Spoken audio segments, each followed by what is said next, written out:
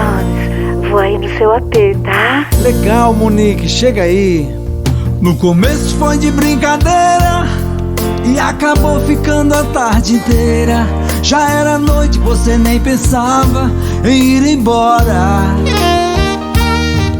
O porteiro está me telefonando, perguntando se a Monique está aí, porque o pai dela está no hall do elevador querendo subir.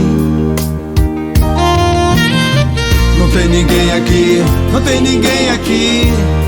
Por favor, fala pra ele. Não tem ninguém aqui, não tem ninguém aqui. Vai enrolando, enganando ele. Não tem ninguém aqui, não tem ninguém aqui.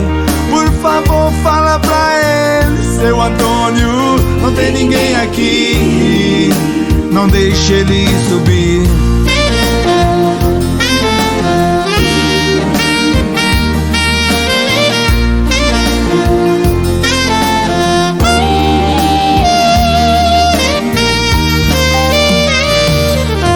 Entre 4 e 15 da manhã, o nosso fogo parecia não ter fim.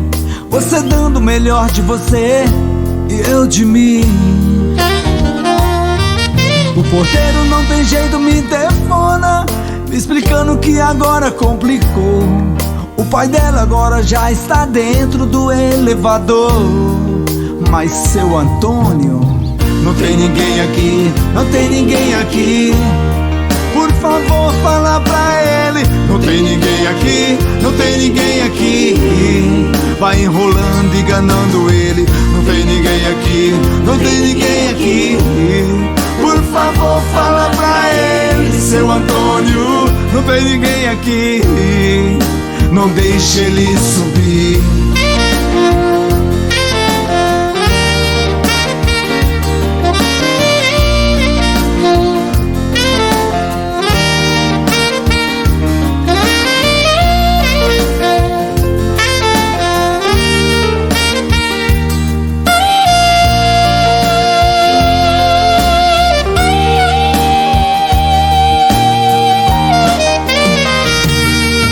O porteiro novamente telefona, me avisando que agora complicou.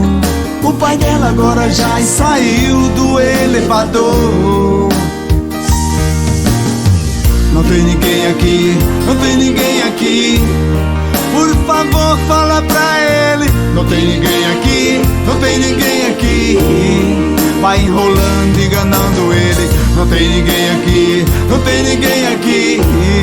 Por favor, fala pra ele, seu Antônio. Não tem ninguém aqui.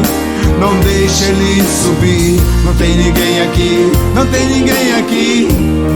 Por favor, fala pra ele. Não tem ninguém aqui, não tem ninguém aqui. Vai enrolando, enganando ele. Não tem ninguém aqui, não tem ninguém aqui. Por favor, fala pra ele, seu Antônio. Não tem ninguém aqui.